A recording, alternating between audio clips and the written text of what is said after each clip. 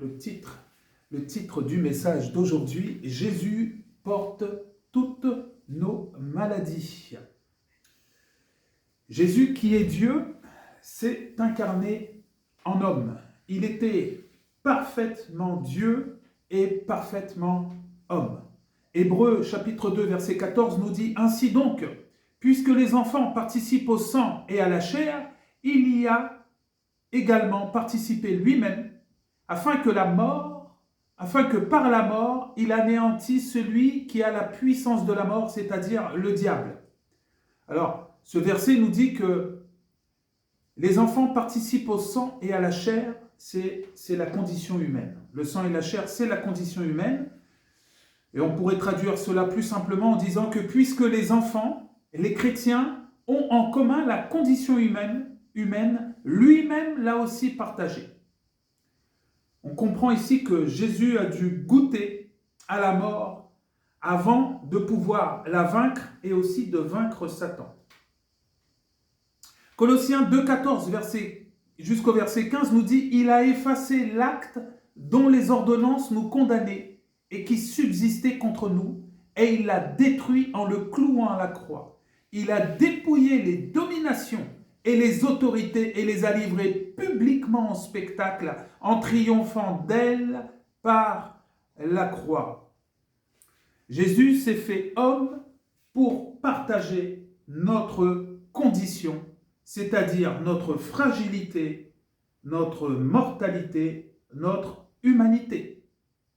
1 Jean chapitre 4 verset 2 nous dit « Reconnaissez à ceci l'Esprit de Dieu, tout esprit qui confesse Jésus-Christ est venu en chair est de Dieu. » Jésus-Christ est venu en chair.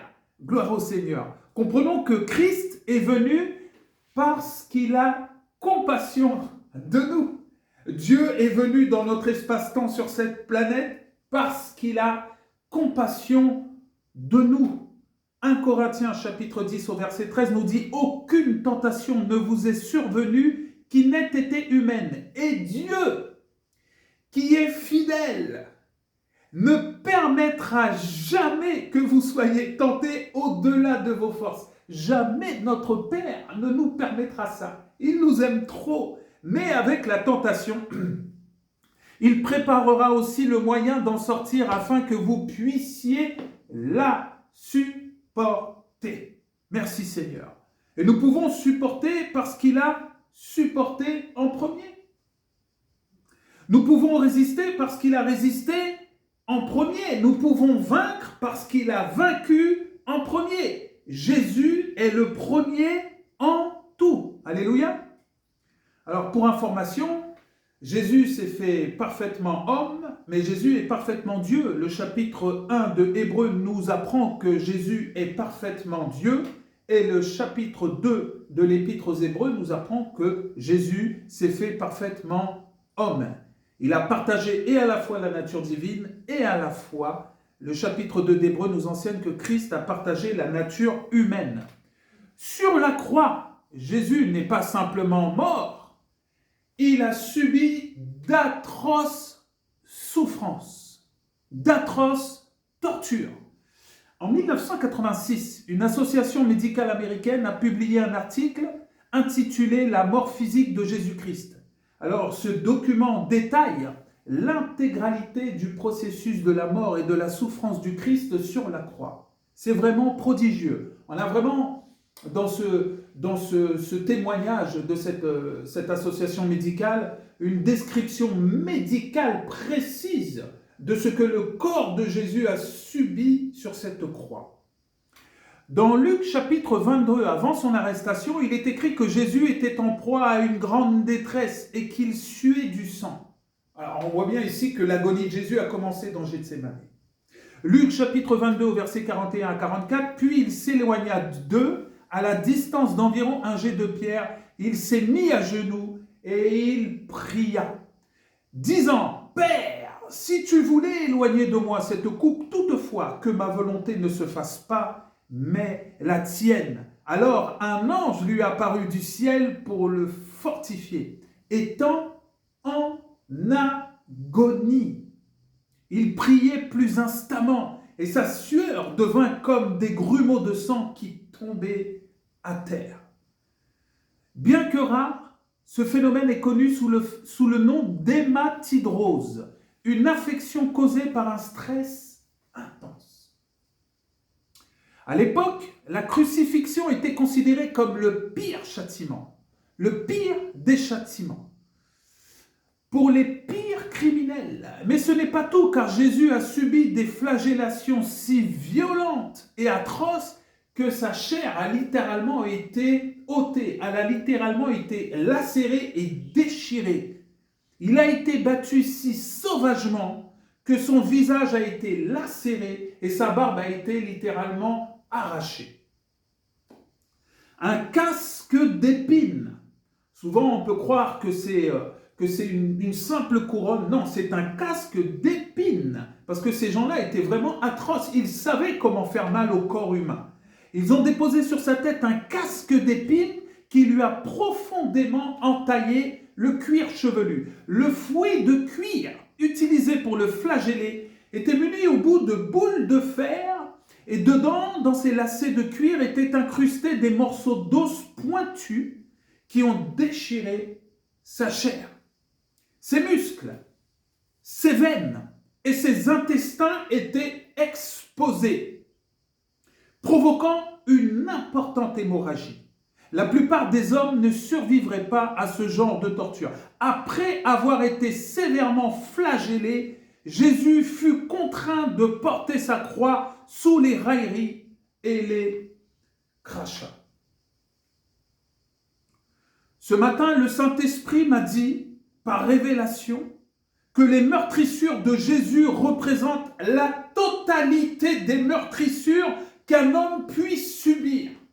Ce matin, le Saint-Esprit m'a révélé que les souffrances que Jésus a subies représentent la somme, la totalité de toutes les souffrances humaines depuis que l'homme est homme. Il a véritablement porté le péché du monde. La crucifixion était un supplice destiné à infliger des souffrances absolument atroces et innommables, entraînant une mort lente et douloureuse. Des clous de plus de 20 cm furent enfoncés dans ses poignets et dans ses pieds. Les soldats romains savaient que les tendons de ses poignets se déchireraient et se briseraient, l'obligeant à s'appuyer sur ses muscles dorsaux pour respirer. Imaginez la lutte, la douleur, le courage, la foi, l'amour inconditionnel de Dieu pour nous. Jésus endura cette épreuve pendant 3 longues heures. 3 heures interminables pour un salut éternel. Gloire au Seigneur. L'évangile de Jean nous dit qu'après la mort de Jésus, un soldat romain lui perça le côté d'une lance, d'où jaillirent du sang et de l'eau. Les scientifiques expliquent ce phénomène par le choc hypovolémique. L'accélération du rythme cardiaque provoque une accumulation de liquide dans le péricarde. L'accumulation de liquide dans la membrane qui entoure le cœur s'appelle un épanchement péricardique. Et dans les poumons, un épanchement pleural. Pour le monde, la foi en Jésus, c'est tout bonnement une folie. Une folie. La majorité des gens considèrent le christianisme comme une religion pour les faibles. Ce qu'ils ne savent pas, c'est que la croix ouvre l'unique chemin vers le ciel. L'unique chemin vers le ciel suprême par le sang de Jésus qui nous purifie en amont de tout péché. Voici le fardeau que Jésus a porté. Le poids des péchés du monde afin que nous puissions vivre. Le monde doit se repentir et croire. Jésus-Christ est Dieu incarné. Jésus est notre Sauveur. Jésus nous aime tellement qu'il a subi ce châtiment à notre place. Il a porté notre condamnation, il a voulu le faire et il a pu le faire. Parce que les épaules du Seigneur sont bien plus larges que tout l'univers entier. Ésaïe 53, versets 4 à 5 nous dit « Cependant, ce sont nos souffrances qu'il a portées, c'est de nos douleurs qu'il s'est chargé, et nous l'avons considéré comme puni, frappé de Dieu et humilié. Mais il était blessé pour nos péchés, brisé pour nos iniquités. Le châtiment qui nous donne la paix est tombé sur lui. Et c'est par toutes ces meurtrissures que nous venons de décrire à la croix, toutes ces meurtrissures que nous sommes totalement guéris. Toutes ces souffrances, toutes les maladies sont inhérentes et découlent du péché originel. Cancer, grippe, virus, arthrose, maladie mentale, déformation, etc., etc. La liste est tellement longue. Toutes les maladies entraînent des complications qui vont détériorer les corps, la santé et le moral du malade. Ce sont les symptômes et autres complications, saignements, déchirures, dégénérescence des tissus, gangrène, gonflement, os qui se brisent, chair qui pourrissent, etc., etc. Toutes ces complications du corps, de la pensée et de l'âme représentent le salaire du péché. Et le salaire du péché, c'est la mort. On pourrait croire que lorsque un homme souffre, c'est parce qu'il aurait beaucoup péché, comme les amis de Job l'ont prétendu à propos des ulcères qui recouvraient tout le corps de notre ami Job. Oui, cette maladie qu'il portait l'a bien tué. Est-ce que tu es sûr? Parce que dans la Bible, il est écrit que Job n'est pas mort. Si, Job est mort. L'ancien Job, le vieux Job, le Job plein de vieux vin, le Job du bas de la montagne, le Job aveugle est mort pour laisser place au nouveau Job. Le Job renouvelé. L'ancien Job est parti à tout jamais avec sa maladie, ses ulcères, ses souffrances et son incrédulité. Voici le nouveau Job, porteur de guérison, porteur d'un témoignage. Alléluia. La guérison, c'est pour le témoignage. Alléluia. Job chapitre 19, versets 25 à 27. Mais je sais que mon Rédempteur est vivant. Gloire au Seigneur. Et qu'il se lèvera le dernier sur la terre. Quand ma peau sera détruite, il se lèvera. Alléluia. Quand je n'aurai plus de chair, je verrai Dieu, Jésus. Alléluia. Je le verrai et il me sera favorable. Gloire au Seigneur. Jésus est toujours favorable. C'est sa nature. Mes yeux le verront et non ceux d'un autre. Mon âme languit d'attente au-dedans de moi. Il a été guéri de ses ulcères et son âme a été réveillée, remplie de foi, d'espérance et d'attente en son Sauveur, Jésus.